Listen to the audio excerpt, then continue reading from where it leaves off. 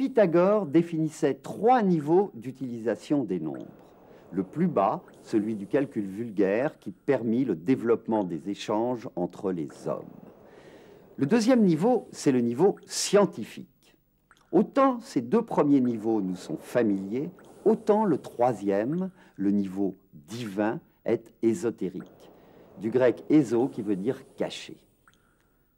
La numérologie est l'étude de ce sens caché des nombres.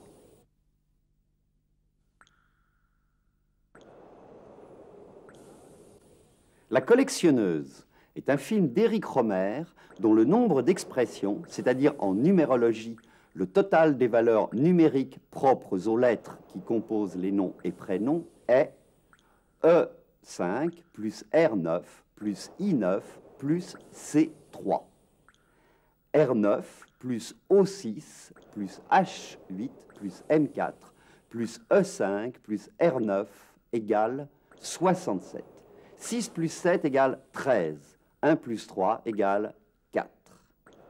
Ces 3 derniers nombres, issus de 13, lui ont porté chance, puisque dans la série des 6 contes moraux, le 4e, la collectionneuse, fut tourné en fait en 3e, à la place de Manouy chez Maud, qui fut tourné en 4e, bien qu'il fût le 3e de la série.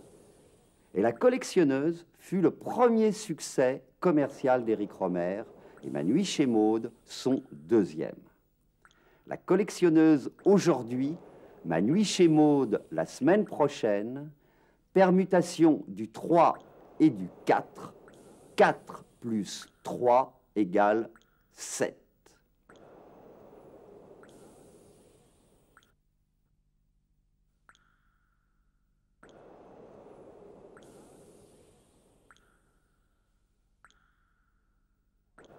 Pourquoi le vendredi 13 est-il réputé néfaste?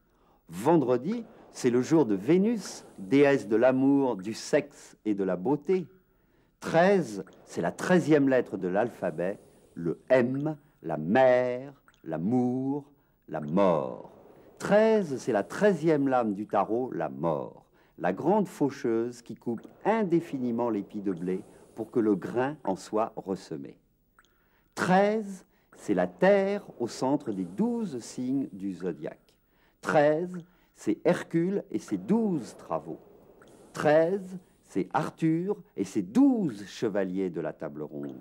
13, c'est Jésus et ses 12 apôtres.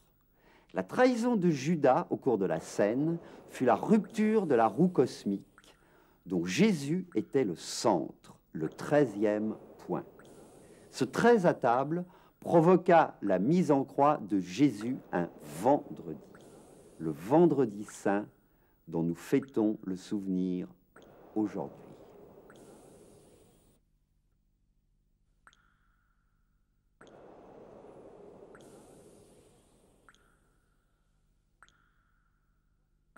La voix humaine de Jean Cocteau est le monologue désespéré d'une femme téléphonant à celui qui la délaisse et pour qui elle vient de tenter de se suicider. Jean Cocteau créa la voix humaine en 1930. 1930, 1 plus 9 plus 3 plus 0 égale 13. Et la 13e lame du tarot, c'est la mort. En 1958, Francis Poulenc écrivit la version musicale de la voix humaine. Francis Poulenc faisait partie des 6 musiciens qui formaient le groupe des 6, dont l'âme et le porte-parole étaient Jean Cocteau. On peut d'ailleurs dire, en comptant le poète, que les 6 du groupe des 6 étaient 7.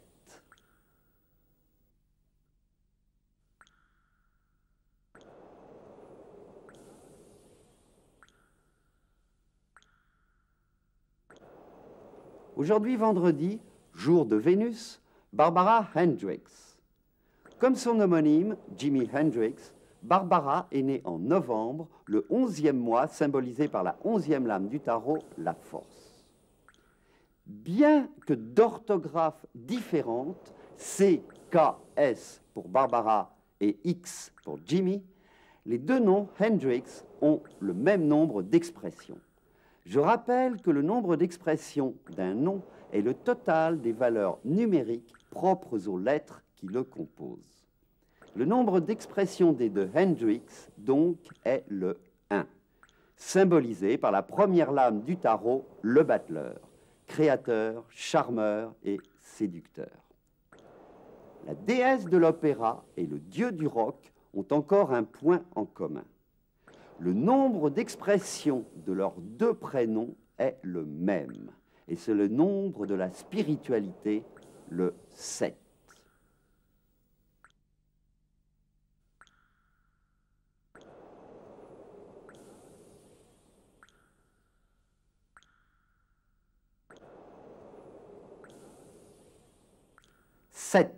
Les 7 barreaux de l'échelle de Jacob reliant le ciel et la terre. 7, les 7 branches de la menorah, le chandelier hébraïque. 7, les 7 couleurs de l'arc-en-ciel, dont la 7e, le blanc, est la réunion des 6 autres. 7, l'étoile de David à 6 branches, plus son centre. 7, les 7 notes de musique définies par Pythagore dans le même rapport que les planètes entre elles. 7, l'univers fut créé en 6 jours et le 7e, le Créateur se reposa.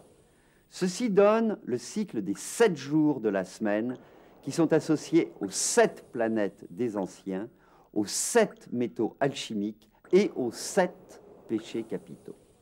Lundi, la lune, l'argent, la paresse. Mardi, Mars, le fer, la colère. Mercredi, Mercure, le vif argent, l'envie. Jeudi, Jupiter, l'étain, la gourmandise. Vendredi, Vénus, le cuivre, la luxure. Samedi, Saturne, le plomb, l'avarice. Et enfin, dimanche, le soleil, l'or et l'orgueil, c'est le 7.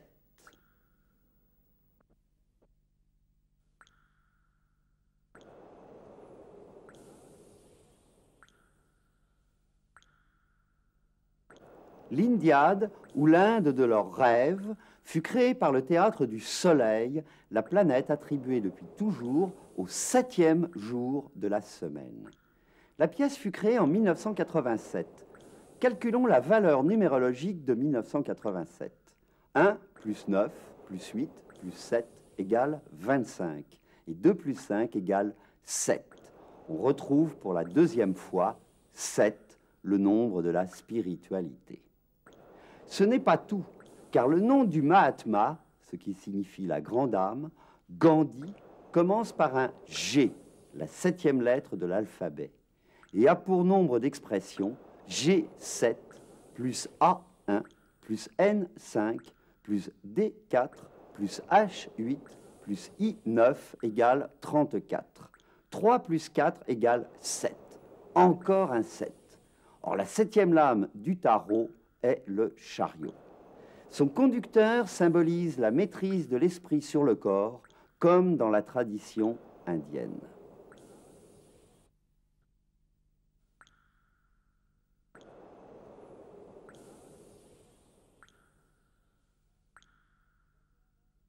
Vendredi 13, samedi 14, les jours se suivent et ne se ressemblent pas, mais pourtant Saturne nous suit.